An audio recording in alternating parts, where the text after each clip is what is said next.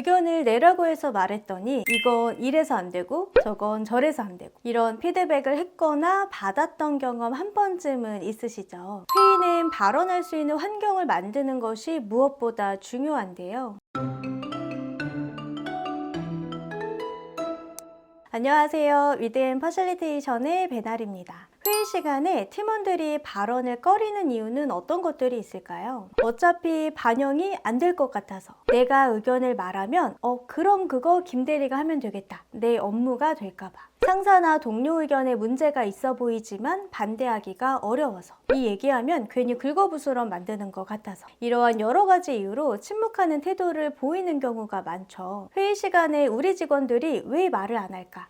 그 이유는 심리적 안정감이 낮기 때문인데요. 심리적 안정감의 의미를 살펴보자면 업무 환경에서 아이디어나 의견을 표현할 때 다른 사람의 부정적인 반응에 두려워하지 않고 눈치 보지 않고 솔직하게 말할 수 있는 분위기를 말합니다. 제가 관리자분들에게 물어보거든요. 팀장님들이 생각하는 심리적 안정감은 어떤 것 같으세요? 70%는 나는 그래도 직원들이랑 소통하려고 무지 노력한다. 차도 마시고 밥도 사주면서 대화하려고 노력하고 있다. 이렇게 주로 이야기하십니다. 여기에서 짚고 넘어가야 할 것은 개인적인 소통과 업무적인 소통은 다를 수 있다는 거예요. 차 마시고 밥 먹고 대화할 땐 너무 좋은데 업무 얘기만 시작하면 벽이랑 대화하는 것 같은 느낌을 받으셨다면 이것은 심리적 안정감이 낮다고 볼 수 있습니다.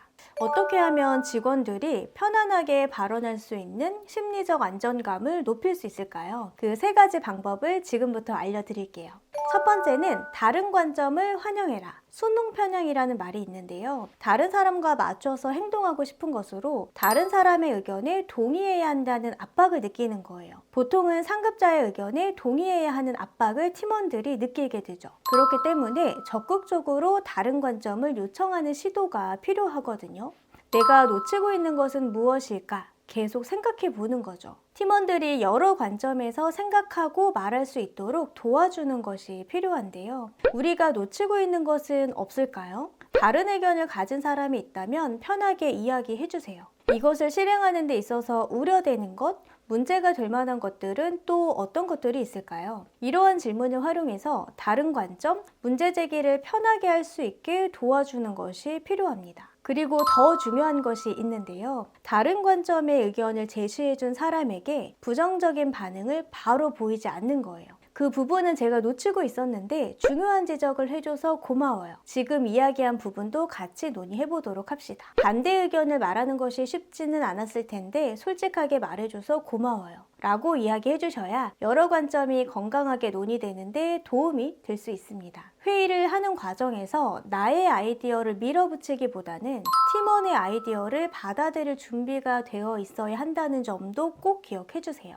두 번째는 완벽함에서 벗어나라. 내가 모든 답을 가지고 있지 않다는 것, 내가 지금까지 해왔던 방식이 정답이 아닐 수도 있다라고 생각을 할 수 있어야 돼요. 그래야 앞에서 말했던 다양한 관점으로 수용할 수 있게 되겠죠. 내가 정답을 알고 있다면 굳이 모여서 회의를 할 이유가 없고 지시를 하면 되거든요. 회의를 한다는 것은 같이 지혜를 모아서 더 나은 대안을 찾는 데 목적이 있다는 것도 기억해 주세요. 예전에 제가 일했던 팀장님은 회의할 때 이런 말을 종종 하셨는데요. 솔직히 나도 잘 모르겠어. 같이 고민해 봤으면 좋겠어. 이렇게 이야기해 주셔서 제가 의견을 낼 때 어렵기도 했지만 그래도 좀 수월했던 것 같아요. 상사가 너무 완벽해서 팀원이 발언할 때마다 부연 설명을 하거나 피드백을 하게 되면 팀원들이 생각을 말하거나 도움을 요청할 때 주저하게 되는 요인이 될 수도 있습니다.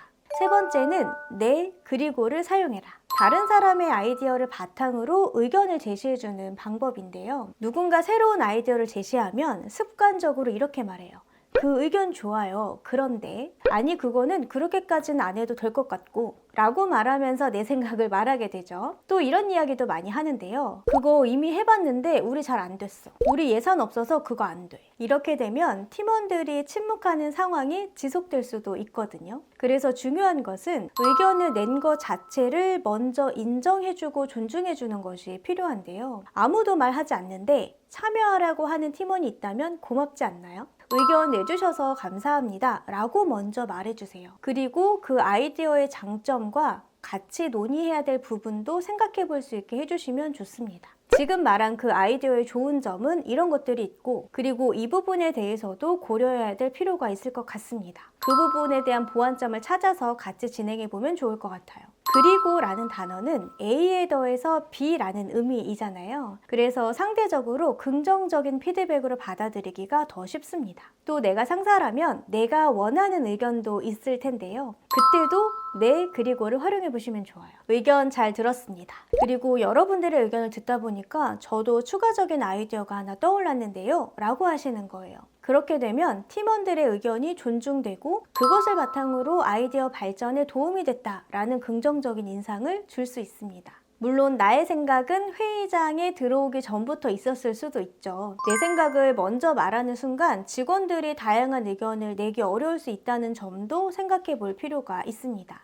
지금까지 회의 시간에 발언할 수 있는 환경, 심리적 안정감을 높이는 3가지 방법에 대해서 이야기해봤는데요. 쉬운 것 같아도 실제로 그 순간에 실천하는 게 저도 안 될 때가 많아서 계속 노력하고 있어요. 회의를 하는 과정에서 계속 인지하고 노력하면서 천천히 바꿔보시면 좋겠습니다. 고맙습니다.